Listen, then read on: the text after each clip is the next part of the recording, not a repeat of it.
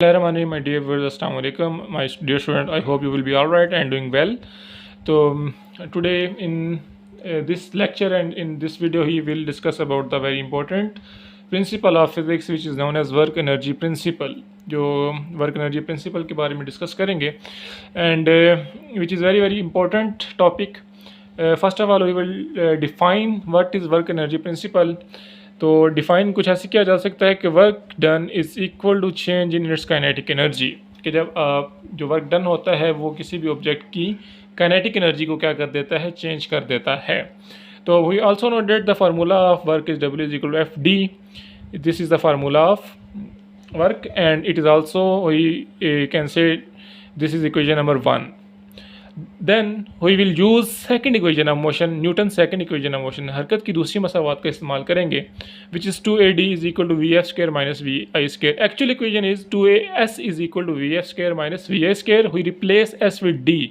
असल जो इक्वेशन है वो क्या है, 2AS is equal to V F square minus V I square. तो हमने क्या किया है, एस को डी से रिप्लेस कर दिया है. S is equal to D, S P जो फासला है और डी भी जो है वो फासला है, डिस्टेंस है. तो 2AD is equal to V F square minus V A square and 2A will move on the other side of equal. जब हम क्या करेंगे, 2A को इक्वल की दूसरी जानब ले जाएंगे. ये 2AD से मल्टीप्लाई हो रहा था, इधर आके क्या हो जाएगा, डिवाइड हो जाएगा. डिवाइड होगा तो हम कैसे लिखेंगे, 1/2A is equal to V F square minus V I square. This is equation number 2. We also know that F is equal to ma, which is the formula of applied force. F is equal to ma, which is known as equation number 3. Vf is final velocity and Vi is initial velocity.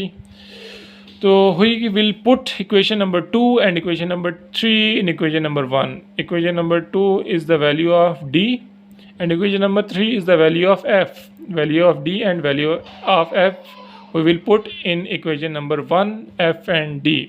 ठीक है, F की value भी यहाँ पे put करेंगे और D की value भी यहाँ पे पुट करेंगे. जब हम D और F की वैल्यू यहाँ पे पुट करेंगे तो हमारे पास जो रिलेशन आएगा वो कुछ इस तरह का आएगा कि F की जगह क्या आ गया, हमारे पास ma आ गया, और D की जगह क्या आ गया, हमारे पास 1/2A V F square minus V I square आ गया. क्लियर होगी बात कि F की जगह पे ma आ गया और D की जगह पे ये सारी वैल्यू आ गई.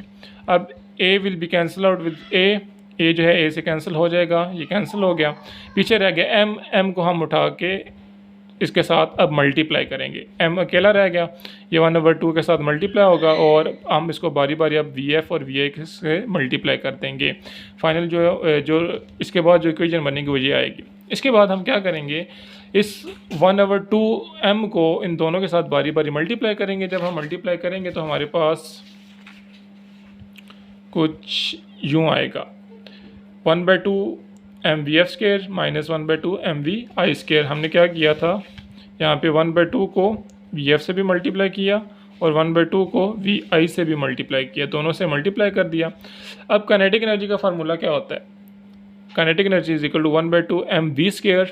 तो अगर ये एम वी एफ स्क्र है तो ये फाइनल काइनेटिक एनर्जी होगी, और ये अगर वी आई है तो ये इनिशियल काइनेटिक एनर्जी होगी. काइनेटिक एनर्जी का फार्मूला यहाँ पे हम मेंशन कर देते हैं, kinetic energy is equal to 1/2 M V square. ये जो फार्मूला है काइनेटिक एनर्जी का.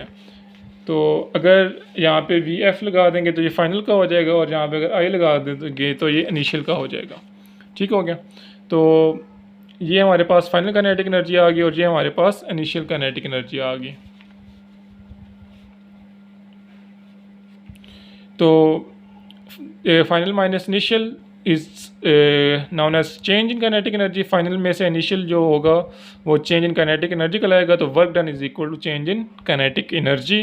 तो ये क्या है हमारे पास, work energy principle. I hope आपने अच्छे से समझा होगा. तो अगर अपनी राय का इजहार जो है वो आप कमेंट सेक्शन में दे सकते हैं.